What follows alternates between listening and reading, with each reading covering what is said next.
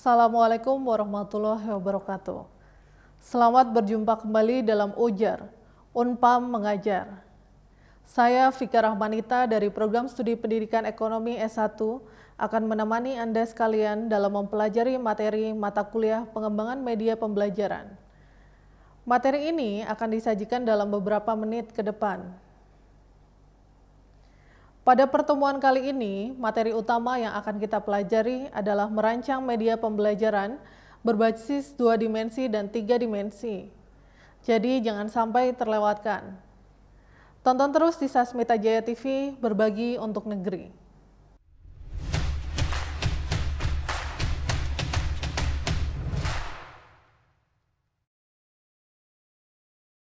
Nah, sebelum kita mempelajari apa itu media pembelajaran berbasis 2 dimensi dan 3 dimensi dan bagaimana merancangnya, alangkah lebih baiknya kita mengingat kembali apa yang dimaksud dengan media pembelajaran. Media pembelajaran menurut alat bantu dalam menjalankan proses belajar mengajar di dalam kelas. Media pembelajaran merupakan alat bantu yang dapat digunakan oleh guru dengan tujuan merangsang pikiran, perhatian, perasaan, dan kemampuan serta keterampilan siswa sehingga terjadi proses belajar. Materi pertama kita mulai dari pengertian media pembelajaran 2 dimensi dan 3 dimensi. Media pembelajaran 2 dimensi merupakan alat peraga yang memiliki satu bidang datar dan memerlukan sebuah proyektor untuk memproyeksikannya. Sedangkan media pembelajaran 3 dimensi adalah alat peraga yang tampilannya dapat dilihat dan diamati dari sudut mana saja, serta memiliki dimensi panjang, lebar, dan tinggi. Lebih lanjut, media pembelajaran 3 dimensi dapat diperagakan di depan kelas tanpa proyeksi karena ditampilkan secara visual. Kelompok dari media pembelajaran ini dapat berupa benda asli, baik benda yang hidup maupun benda mati, dan bisa juga merupakan benda tiruan yang wujudnya berupa benda aslinya atau menyerupai benda aslinya. Media pembelajaran 3 dimensi dapat berupa model benda, prototipe, bola, globe, dan alam sekitar yang memungkinkan untuk dibawa ke dalam kelas. Materi selanjutnya yaitu kelebihan dan kekurangan media pembelajaran berbasis 2 dimensi dan 3 dimensi. Kita bahas yang pertama yaitu media pembelajaran 2 dimensi. Media 2 dimensi ini memiliki kekurangan dan kelebihan sebagai berikut. Yang pertama, media gambar. Media gambar merupakan media yang sering digunakan di dalam kelas karena memiliki bahasa yang umum, dapat mudah dimengerti oleh peserta didik, sehingga pesan yang disampaikan guru dituangkan dalam sebuah proyeksi visual. Hal ini dapat menarik perhatian dan memperjelas materi yang ingin disampaikan. Kelebihan dari media ini yang pertama yaitu dapat digunakan sebagai bagian dari materi pembelajaran setiap tingkatan. Kemudian yang kedua, lebih jelas daripada verbal, sehingga informasi dapat dengan mudah diperoleh oleh siswa. Dan yang ketiga, gambar dapat berupa foto, sehingga mudah dan murah dalam menyiapkan dan menyampaikannya. Selanjutnya yaitu kekurangan dari media gambar. Media ini dapat memproyeksikan sebagian kecil dari materi dan hanya fokus pada indera mata. Dan ukuran gambar yang dapat digunakan di dalam kelas sangatlah terbatas. Contoh media berikutnya yaitu poster. Media ini mampu mempengaruhi dan menarik perhatian siswa. Kelebihan dari media ini yaitu yang pertama, poster dapat dibuat pada kayu, kain, seng, maupun kertas karton. Dan media ini dapat diproyeksikan di depan kelas, di pohon, pada taman sekolah atau tempat-tempat belajar lainnya. Sedangkan poster memiliki kekurangan yang pertama yaitu sulit untuk menyiapkannya karena harus didesain dan dicetak ke percetakan. Kemudian, poster juga sulit untuk dipindahkan karena biasanya dicetak pada ukuran besar.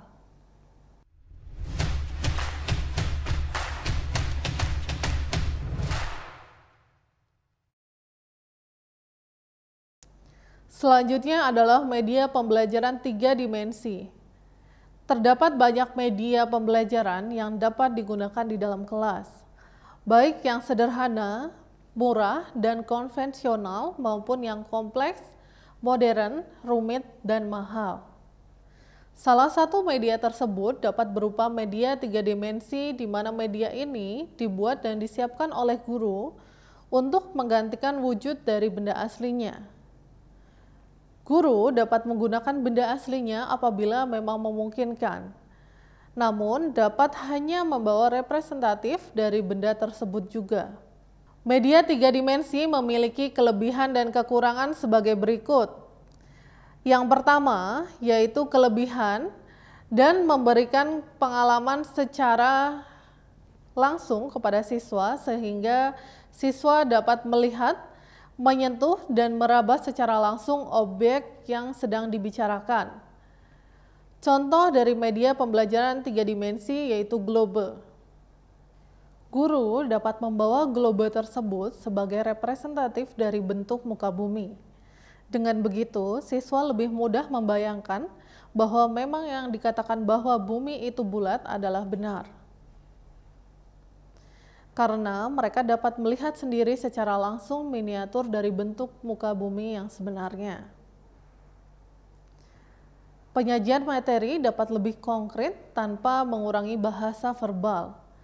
Penggunaan media 3 dimensi ini juga dinilai lebih konkret apabila dibandingkan dengan media pembelajaran 3 dimensi. Guru juga tidak perlu mengurangi kalimat-kalimat verbal dalam menggunakan media ini dalam proses belajar.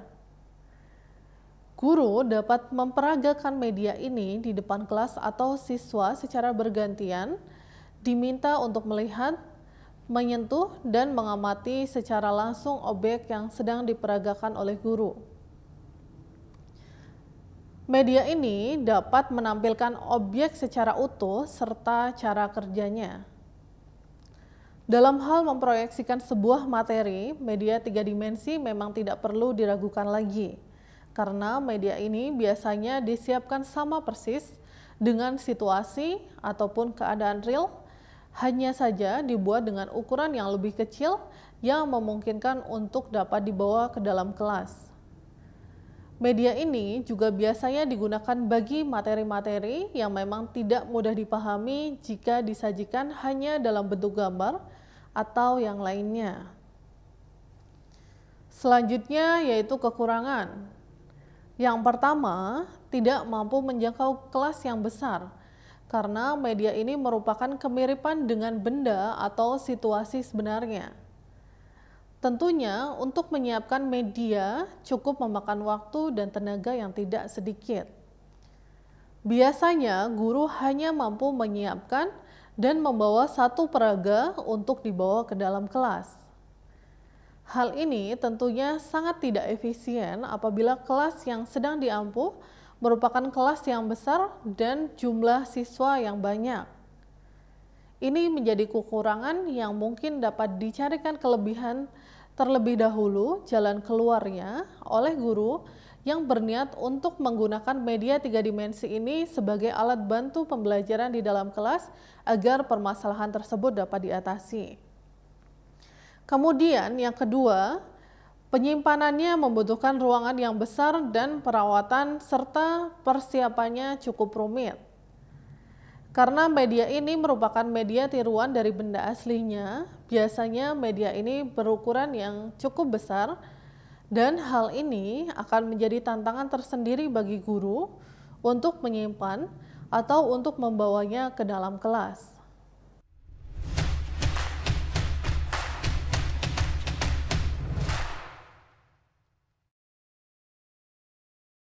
Materi yang ketiga yaitu penerapan media pembelajaran 2 dimensi dan 3 dimensi dalam pembelajaran. Yang pertama, media 2 dimensi. Nah, media pembelajaran dua dimensi dapat digunakan pada banyak mata pelajaran seperti mata pelajaran IPS, akuntansi, bahasa, dan kewirausahaan. Contoh pengaplikasian media pembelajaran dua dimensi adalah sebagai berikut. Yang pertama, media pembelajaran dua dimensi berupa gambar. Pada kesempatan ini akan diberikan contoh kegiatan di dalam kelas yang menggunakan media gambar sebagai alat bantu pada materi masuknya kolonialisme dan imperialisme asing ke wilayah Indonesia. Materi ini dapat dibuat dengan langkah-langkah sebagai berikut. Pada tahap pertama yaitu tahap persiapan. Pada tahap ini, guru merumuskan tujuan pembelajaran yang berkaitan dengan materi ajar sesuai dengan kurikulum. Kemudian, guru menyiapkan gambar mengenai materi. Selanjutnya, pada tahap yang kedua, yaitu tahap pelaksanaan, guru menampilkan gambar dengan proyeksi tertentu, sehingga siswa dapat dengan jelas mengikuti alur masuknya penjajah ke Indonesia. Dan pada tahapan yang ketiga, yaitu tahap evaluasi, guru melakukan evaluasi terhadap pemahaman siswa terhadap materi. Lebih lanjut, guru juga mengevaluasi penggunaan media gambarnya. Aktivitas yang dapat dilakukan oleh siswa dalam kegiatan ini adalah siswa dapat mengamati gambar yang disajikan oleh guru. Kemudian, secara individu maupun secara kelompok, mengumpulkan informasi-informasi terkait yang dapat mereka gunakan sebagai materi untuk menyelesaikan tugas atau masalah yang digunakan atau sedang dibahas di dalam kelas. Berikut ini merupakan contoh materi masuknya kolonialisme dan imperialisme ke wilayah Indonesia.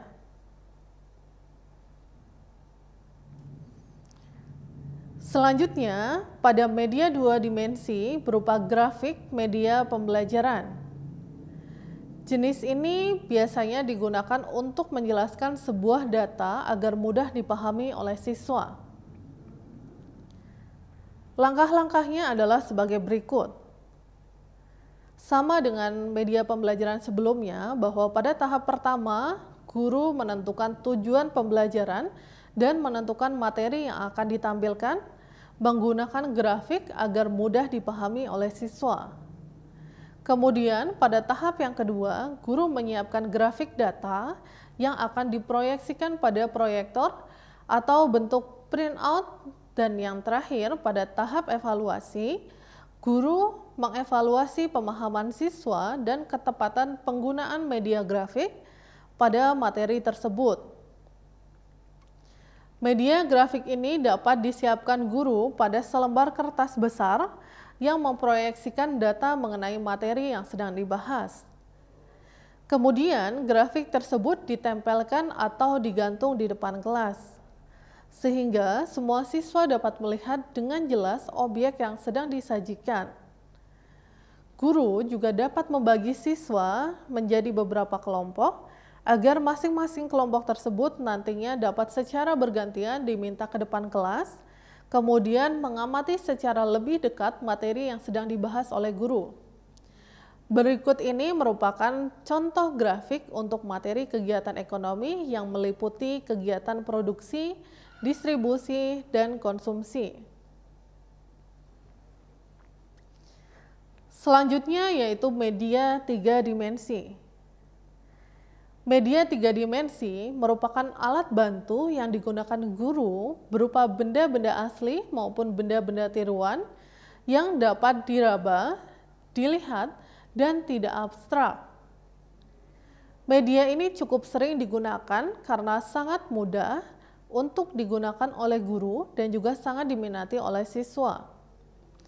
Media ini sangat cocok digunakan untuk mata pelajaran IPS, ekonomi, kewirausahaan, maupun akuntansi. Yang pertama, bagaimana membuat media tiga dimensi berupa globe. Media ini biasanya digunakan oleh guru untuk materi-materi pada mata pelajaran IPS Geografi. Guru hanya perlu membawa globe ke dalam kelas dan menggunakannya untuk menampilkan materi. Dalam pengajaran, globe dapat diletakkan di depan kelas. Setelah guru menjelaskan materi, siswa dapat secara bergantian bersama kelompoknya untuk langsung mengamati globe tersebut. Globe dapat digunakan pada materi letak astronomis dan geografis suatu wilayah. Berikut ini adalah contoh penggunaan globe pada materi letak astronomis dan geografis suatu wilayah.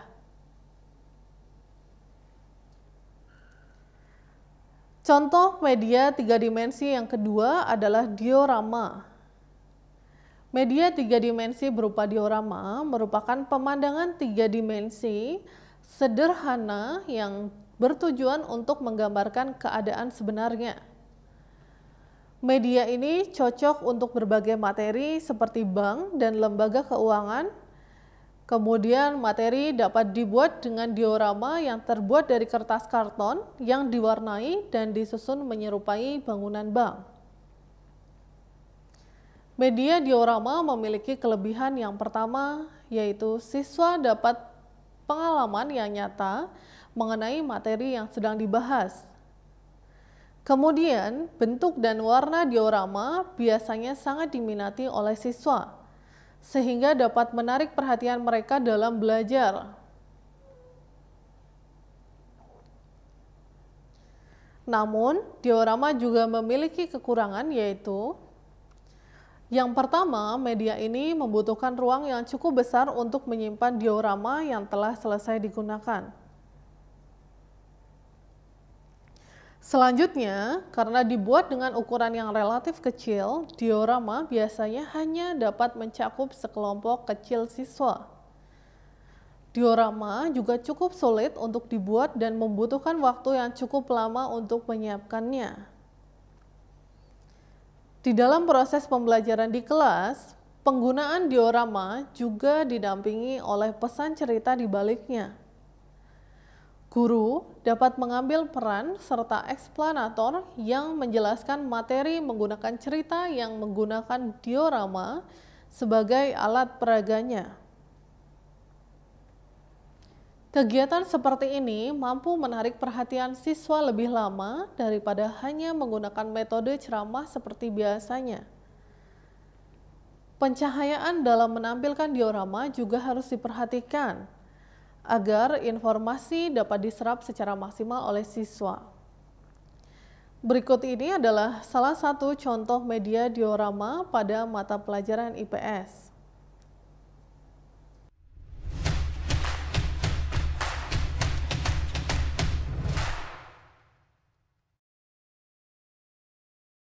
Teman-teman, pada pertemuan ini telah dibahas berbagai cara membuat dan merancang media pembelajaran berbasis 2 dimensi dan 3 dimensi. Agar dapat lebih memahami materi ini, coba implementasikan dalam proses pembelajaran. Sebagai calon guru, apabila Anda ingin menyampaikan materi mengenai Koperasi Indonesia, media apa yang akan Anda pilih untuk digunakan di dalam kelas? 2 dimensi atau 3 dimensi. Kemudian, jelaskan pengaplikasiannya di dalam kelas.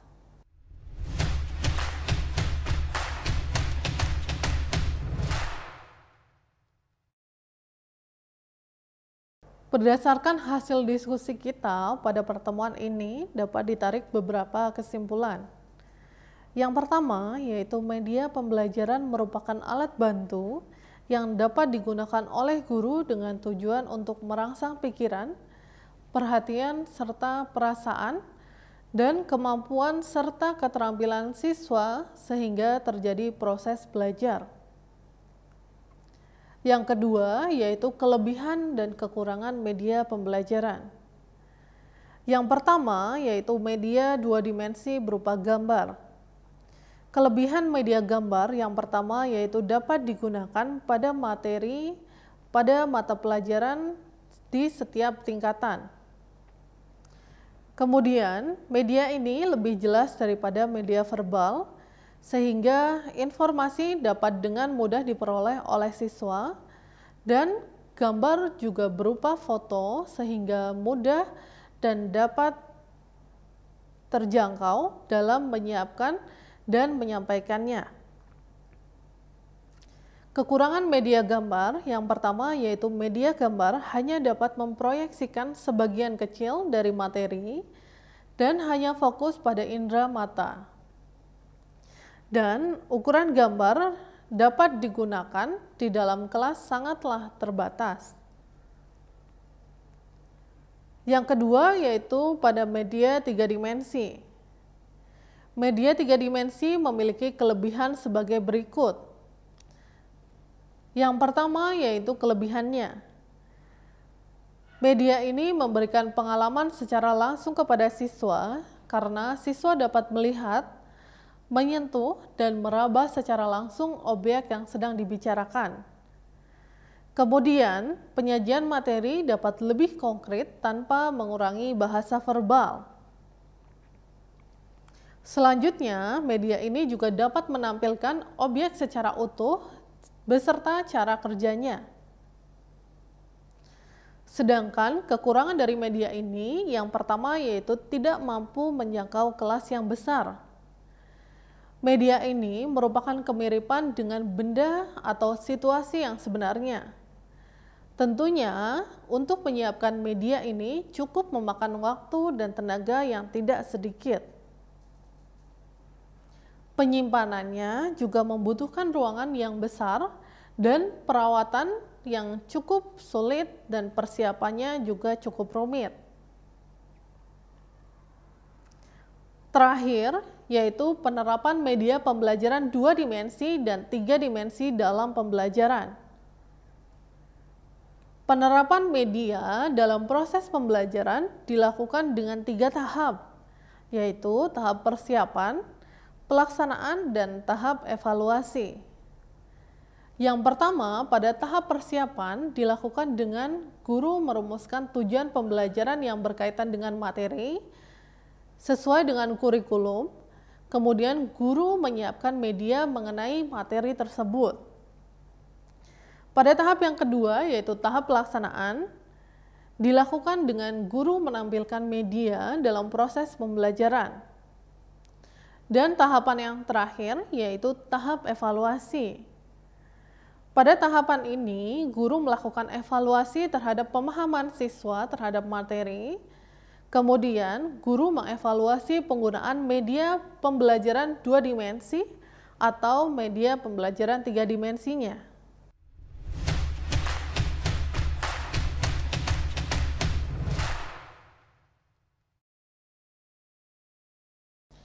Alhamdulillah, materi pada pertemuan ini telah kita pelajari bersama-sama.